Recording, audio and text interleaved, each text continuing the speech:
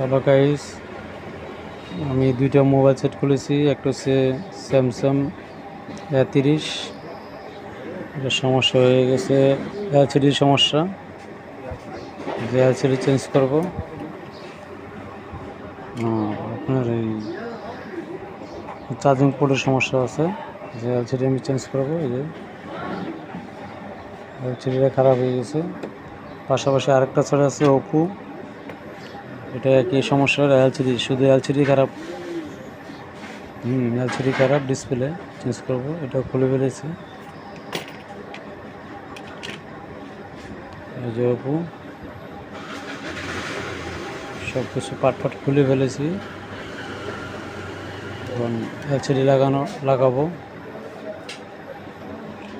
এই দুইটা সেট আজকে সকালে এসেছে, দুটোটাই একই অবস্থা। এটাতে ডিসপ্লে লাগাতে হবে, এটারও ডিসপ্লে লাগাতে হবে।